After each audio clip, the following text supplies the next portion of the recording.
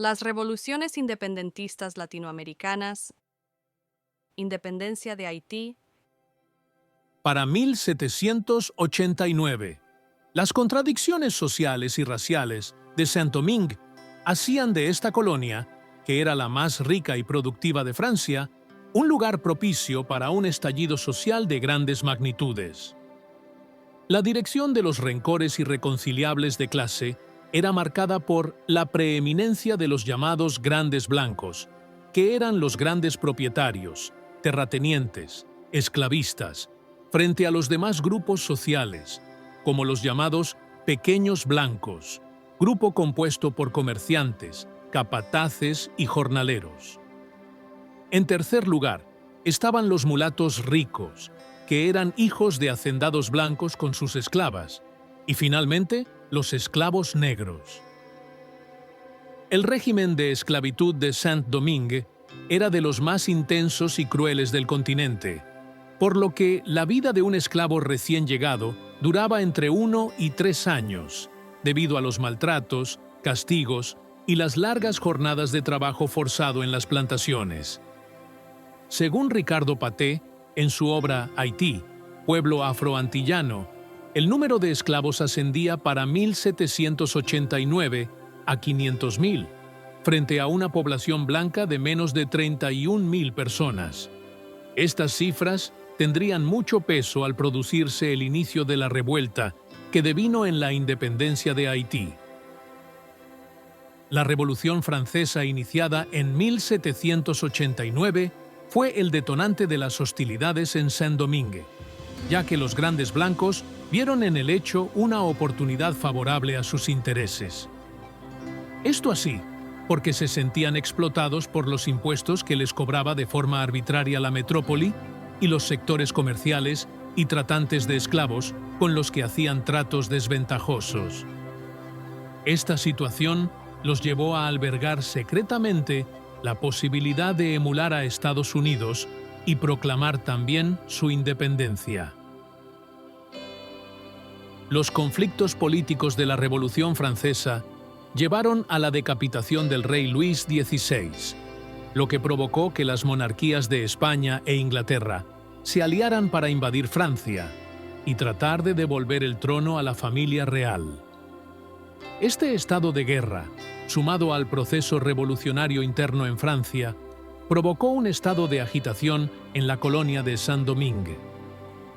Por un lado, los grandes blancos temían perder sus privilegios de clase, y por otro, los mulatos veían la posibilidad de adquirir derechos igualitarios con los blancos, pero propugnaban el mantenimiento de la esclavitud, pues ellos también eran propietarios de haciendas y esclavos. Los mulatos se congregaron bajo el liderazgo de Vincent Ollé para reclamar sus derechos, pero este y otros líderes mulatos fueron apresados y masacrados de forma brutal. Este hecho sensibilizó a la Asamblea Nacional en Francia y el 15 de marzo de 1791, esta declaró que la gente de color, nacida de padres civiles, tenía los mismos derechos y privilegios que los ciudadanos franceses. La violencia de la Revolución Francesa alcanzó a Saint-Domingue por la negativa de los colonos blancos a acatar esta resolución y la participación inesperada de los esclavos negros, lo que consolidó el estallido de la Revolución haitiana. Esta se inició en agosto de 1791 en el bosque de Bois Caimán, cuando un esclavo de nombre Boukman, en el marco de una ceremonia vudú, inicia el levantamiento rebelde con unos 200 esclavos allí reunidos y cuyo lema era «Libertad o muerte». La insurrección de los esclavos tomó proporciones devastadoras, ya que los rebeldes quemaban plantaciones, masacraban familias blancas sin distinción y solo perdonaban las vidas de médicos y sacerdotes. La brutalidad de la revolución haitiana solo es comparable con el trato inhumano y cruel al que los esclavos eran sometidos por sus amos franceses. En noviembre de 1791, Boukman es atrapado y condenado a muerte, pero la lucha continuó de mano de sus seguidores, a los que se les unen Toussaint Louverture, Henri Christophe y Jacques-Jean Dessalines.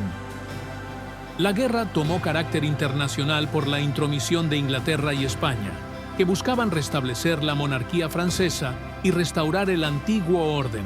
aunque España tenía la secreta intención de arrebatarle a Francia su colonia más preciada. Toussaint Louverture, que había pasado a luchar junto a los españoles contra Francia, sería una figura determinante en esta etapa, luego de que el comisionado Leger Félicité Santonax proclamara la libertad de los esclavos para que peleasen por Francia. Toussaint abandonó las filas españolas y se unió a los republicanos franceses. Tras convertirse en líder del movimiento, logró derrotar a los ingleses y españoles. En Europa, Francia pudo contraatacar e invadió España,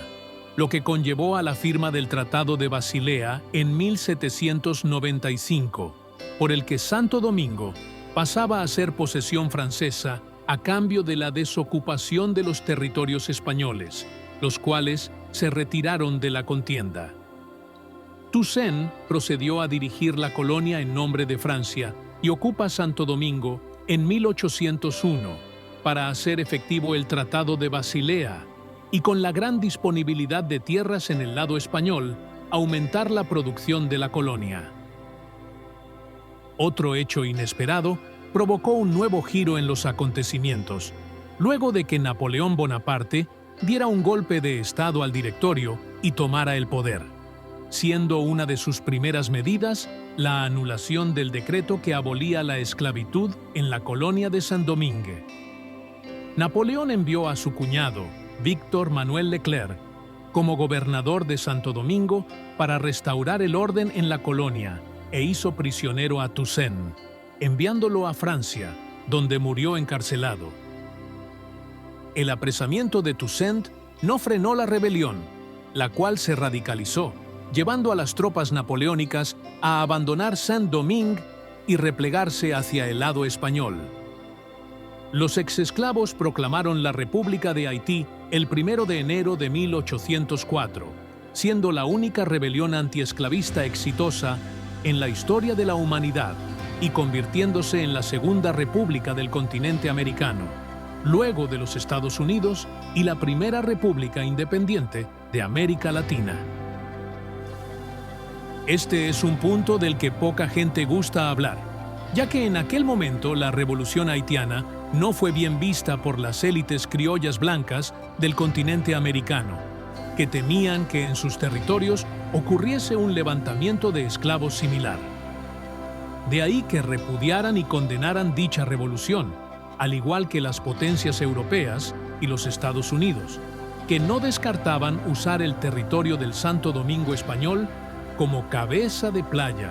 para ocupar y someter a Haití y vender a sus habitantes como esclavos.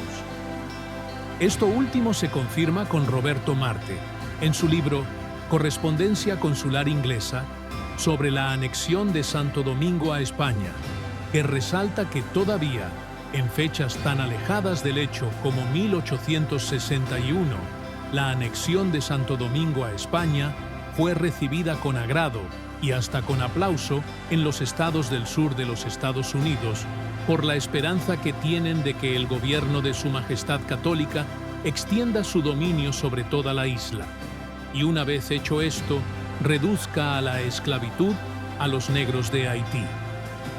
De ahí se hace comprensible el aislamiento que sufrió Haití en sus orígenes, lo que forma parte de la explicación de su estado de pobreza actual, además de la posterior explotación neocolonial extranjera y de la clase dominante mulata criolla.